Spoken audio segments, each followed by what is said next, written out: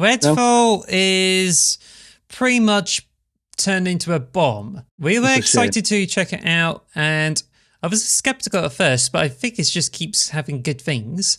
And Arcane has got a string of games where we're pretty much prepared for it, and now it's just like, it's really bad, isn't it? It's a shame. Yeah, like Arcane, if you don't know Arcane, they made Dishonored, they made Prey, like the new Prey, like the reboot. They made Deathloop. They made some really good games. They haven't really made a bad game, Arcane, and this is their first dud, really, which is a shame.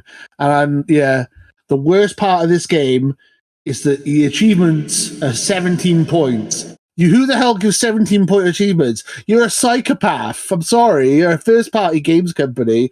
Whoever made that decision, what is wrong with you? What is wrong with you? You don't give 17-point achievements. They're either 5, or they're 10, or they're multiples of 5. They're not 7. Why would you ruin my gamer score with a 7 at the end of it? God damn it. You do need like about 5 achievements in order to balance it out to about 5. Because once you unlock one of the 17 gamer point achievements, then you just end up with a 7 at the end of the score, and nothing else. There's no other achievements that has different kinds of numbers at the end. It's just 17 Gs, which is a bit weird because you'll be expecting the 13 gamer point achievement somewhere.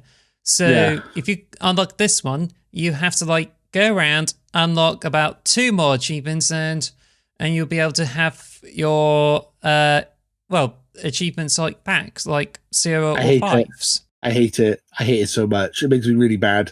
So why would you do this to me? I'm OCD as hell. Because obviously I wanted to play it for the channel, so I've set up a second Xbox account just to play the game because I don't want to ruin my gamer score. So I'm playing on the secondary account because I don't want to ruin my gamer score with like stupid 17-point achievements. Well, why would you do this to me, Redfall? Why? You're an Xbox first party. You should know better. I was looking at the YouTube video yesterday and saw how bad it is, and there are some obvious problems. Like on the PC, one's better but not that optimized. But when you play on the Xbox console, like the Xbox Series S, the AI is worse, just a bit worse than like Deathloop. There's also some texture popping.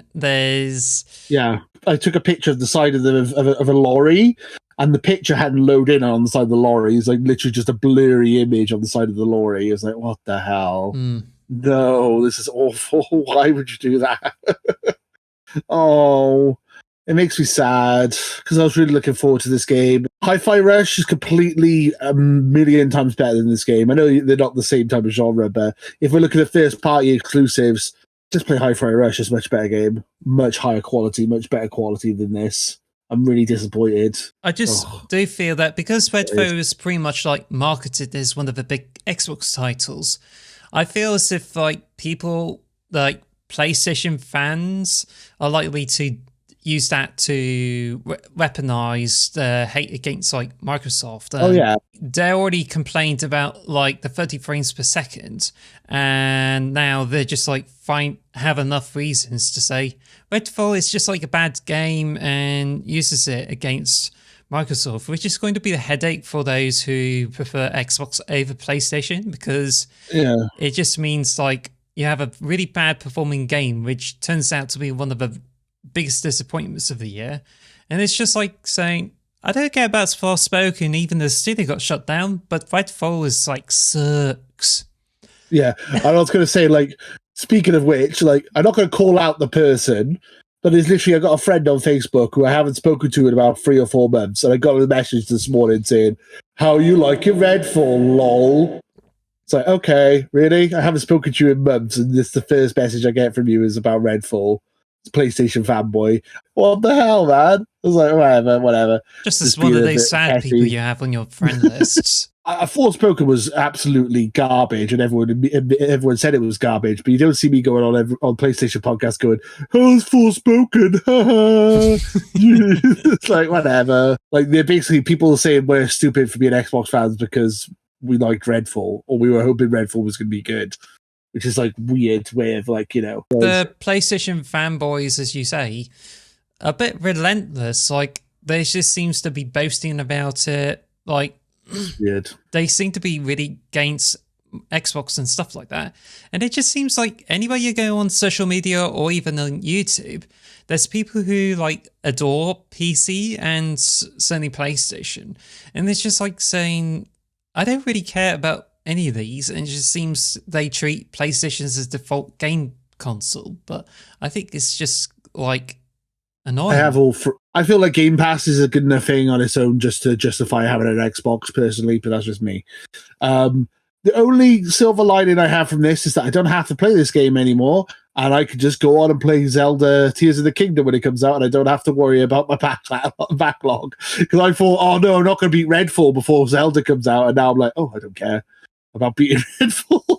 I was like worried I wasn't going to be able to beat it by the time Legend of Zelda came out, but now I'm like, oh well, I don't have to do that. That's something on my bucket list. On Metacritic, Redfall is like given a score on Xbox platforms with 63. Ooh. Yeah, it is that low. And Dead Island 2 is 76. If you asked me in January what would do better, Redfall or Dead Island 2, I would definitely say Redfall would be a better game. Like I was like, no way in my mind did I think the Dead Island 2 would do better. That's insane to think. That's mad, because Dead Island 2 looked absolutely awful, and somehow it's better than Redfall? What world do we live in? What is going on? But yeah, anyway. No! Because of these problems with like Redfall, I decided to say I was going to play it, but I thought it's probably not worth it, because I think they had so many problems that it's not going to be worth playing. You said you haven't played it, or you're not planning on playing it now. I don't blame you. And I was like, I moved my save data of Resident Evil 4 to my external hard drive so I could make space for Redfall.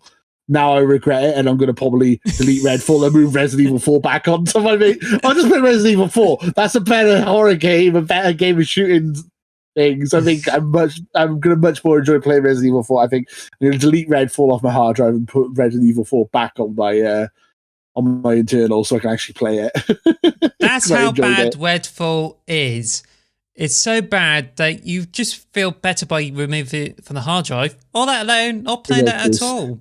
Because I think it's just definitely turned into a bit of a mess, really. And we're positive people, I think. I like people were slagging off Ghostwire Tokyo and stuff, and I was like, no, it's not that bad. It's kind of fun. No. You know the game's bad if we're like saying it's bad, because I think we both try and see the good in things. To be honest, I try not to be negative. So if I'm saying the game's bad, you're gonna have to worry. To be honest, it's a bit too early. Well, it's not really worth giving it a score, because I think it's been rushed out so quickly that it didn't really fly off the ground. So I don't know about the updates or anything like that. But I think given the amount of updates they give to Deathloop to make it better, I think it's just like Redfall is not likely to get good again, because it's just going to end up being a buggy mess. And I have it on the fantasy draft, which really makes me sad. Thank you for listening to the X Marks the Box podcast. Follow us at XMarksBox on Twitter or X Marks the Box on YouTube. And follow us on all audio podcast services. Thanks for listening.